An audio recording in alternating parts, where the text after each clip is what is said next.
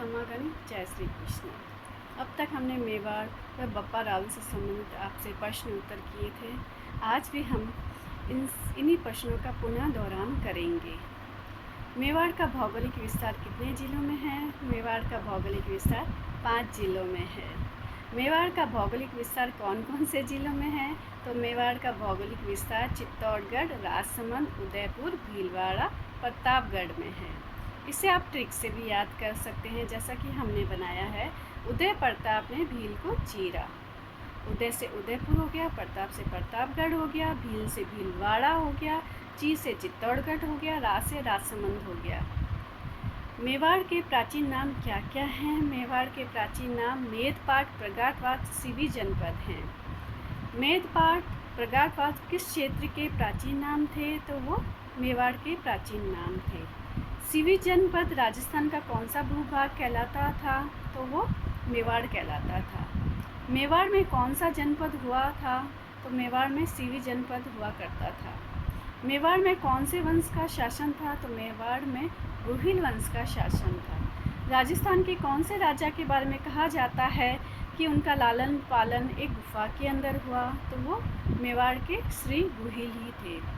किसने कहा था कि गुहिल ईरान के नौशेरवा खां शासक के वंशज थे? तो वो कहने वाले अबू फजल थे। गुहिल वंश अपने आप को कौन से हिंदू मानते थे? तो गुहिल वंश अपने आप को सूर्यवंशी हिंदू मानते थे। किसके अनुसार गुहिल वंश की 24 शाखाएं थी?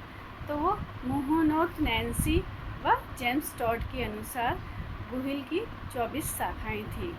गुहिल वंश की कितनी शाखाएं बताई है? तो गुहिल वंश की 24 शाखाएं बताई हुई है। गुहिल वंश कौन थे? तो गुहिल वंश सूर्यवंशी हिंदू थे। सामूलिक अभिलेख कहाँ से प्राप्त हुआ? सामूलिक अभिलेख हमें उदयपुर से प्राप्त हुआ। सामूलिक अभिलेख कब का है? सामूलिक अभिलेख 646 ईस्वी का है, 646 ईस्वी का है। सामूलिक अभिलेख किसको प्राप्त हुआ? सामूलिक अभिलेख गौरीशंकर हीराचंद ओझा जी को प्राप्त हुआ। किस अभिलेख से गुहिल वंश का समय काल निर्धारित होता है? तो वो है सामूलिक अभिलेख से। गुहिलों का पहला अभिलेख, सामूलिक अभिलेख जो मिला वो किसका है? तो वो शिलादित्य का था। सामूलिक अभिलेख के अनुसार गुहिल वंश की 5वीं पीढ़ी में कौन हुआ था? तो वो शिलादित्य हुए थे।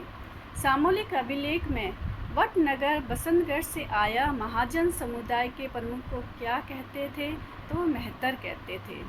मेहतर का क्या नाम था? तो मेहतर का जैनतक नाम था। जैनतक ने किसका मंदिर बनवाया था? तो जैनतक ने अरण्यवासिनी, जिसे हम जावर माता कहते हैं, उनका मंदिर बनवाया था। जैनतक ने किस स्थान पर अग्नि में प्रवेश किया था? तो वो देवबुक स्थान पर उन्होंने अग्नि में प्रवेश किया था। सामूलिक अभिलेख का सबसे महत्वपूर्ण उपयोग क्या है? सामूलिक अभिलेख का सबसे महत्वपूर्ण उपयोग गुहिल वंश का समय काल निर्धारित करना। सामूलिक अभिलेख के हिसाब से गुहिल का समय काल क्या रहा होगा? सामूलिक अभिलेख के हिसाब से गुहिल का समय काल 566 ईस्वी 566 ईस्वी है। गुहिल के कौन से सिक्के चलवाए थे? तो गुहिल ने चांदी के सिक्के चलवाए थे। किसके चांदी के सिक्के पर श्री गुहिल लिखा हुआ था? तो वो श्री गुहिली थे। गुहिल के चांदी के 2000 सिक्के हमें कहाँ से प्राप्त हुए? तो हमें आगरा से प्राप्त हुए। चांदी के सिक्के कब मिले? तो चांदी के सिक्के 1869 ईस्वी 1869 ईस्वी में प्राप्त हुए थे। शिलादित्य का कौन सा सिक्का प्राप्त हुआ? शिलादित्य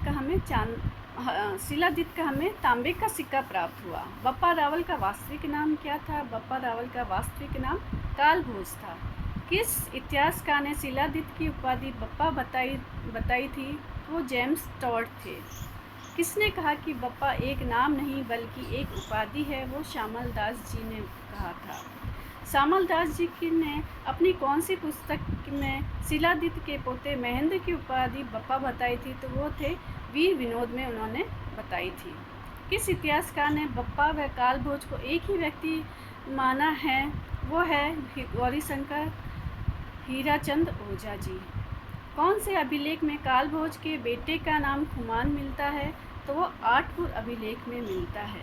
बप्पा रावल को किसके आशीर्वाद से मेवाड़ राज्य प्राप्त हुआ था? तो वो हारित ऋषि थे। बप्पा रावल ने चित्तौड़ का किला किससे छीना था? तो उन्होंने मान मौर्य से छीना था। मान मौर्य से चित्तौड़गढ़ का किला कब छीना? तो मान मौर्य से उन्होंने 734 ईस्वी 734 AD में छीना था। हारित ऋषि कौन से संप्रदाय के पुजारी थे? हारित ऋषि लकुलिश संप्रदाय के पुजारी थे। हारित ऋषि किस देवी की पूजा करते थे? हारित ऋषि राठासन देवी की पूजा करते थे। नागदा को अपनी राजधानी किसने बनाई थी? नागदा को अपनी राजधानी बप्पा रावल ने बनाई थी। कैलाशपुरी नागदा में किसने एकलिंग जी का मंदिर बनवाया था? तो वो बप्पा रावल ही थे। मेवाड़ के राजा अपने आप को किसका दीवान मानते थे? तो मेवाड़ के राजा अपने आप को एकलिंग जी का दीवान मानते थे। बप्पा रावल किसके शिष्य थे? बप्पा रावल हारित ऋषि के शिष्य थे। मेवाड़ में सबसे पहले सोने का सिक्का 115 ग्रेन का किसका मिलता है? तो वो बप्पा रावल का ही मिलता है। बप्पा रावल ने गजनी अफगानिस्तान के किस शासक को हराया था? तो उन्होंने सलीम को हराया था। मुस्लिम सेना को हराते हुए गजनी तक कौन चला गया था? तो वो बप्पा रावल ही चले गए थे। किस इतिहासकार ने बप्पा रावल की तुलना चार्ल्स मार्टेल से की है? तो वो CV वैद। इनका पूरा नाम चिंतामणि विनायक वैद है। हिंदू सूर्य, राजगुरु व चकवे किसकी उपाधि है? तो ये बप्पा रावल की उपाधि है। आप इसे ट्रिक से भी याद कर सकते हैं।